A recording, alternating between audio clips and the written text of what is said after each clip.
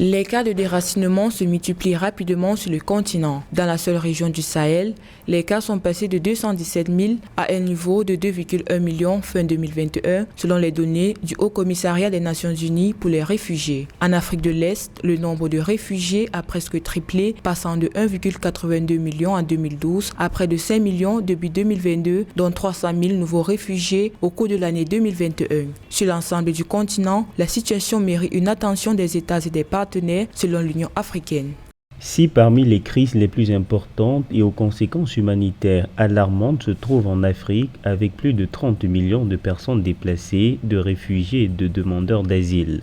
Il nous renvoie à notre responsabilité de prendre le mal par la racine, par une prophylaxie de tension, en nous attaquant aux causes profondes des situations humanitaires, parce qu'il vaut mieux prévenir qu'essayer de guérir. Au Soudan du Sud, pays qui enregistre l'un des flux de déplacement forcés les plus importants en Afrique, près de 2 millions de personnes sur le territoire sont des déplacés internes. Par ailleurs, plus de 2 millions de réfugiés sud-soudanais sont recensés en Éthiopie, au Soudan et en Ouganda. Afin de fournir des rations aux réfugiés, le Programme alimentaire mondial évalue ses besoins en Afrique de l'Est entre avril et septembre 2022 à 226 millions de dollars. Pour l'Union africaine, il se pose la nécessité d'avoir une institution panafricaine comme l'Agence humanitaire africaine pour coordonner l'effort des gouvernements, des ONG et des agences internationales. C'est qu'on avait besoin quand même d'une institution africaine.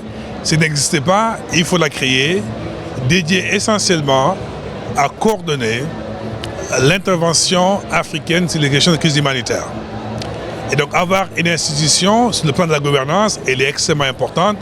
Elle permet de pouvoir coordonner tous les efforts dédiés à la réponse en cas de crise humanitaire.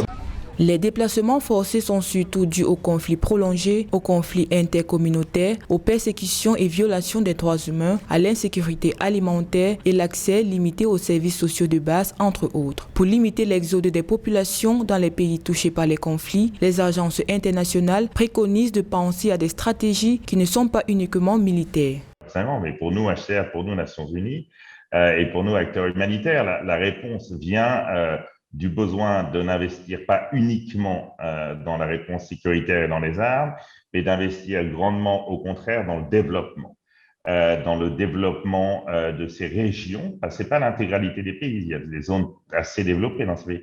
L'Afrique subsaharienne rassemble à elle seule plus de 26% des réfugiés du monde entier, d'après l'ONU. En Afrique de l'Ouest et en Afrique centrale, ils étaient environ 11,9 millions de personnes relevant de la compétence du Haut Commissariat des Nations Unies pour les réfugiés fin 2021.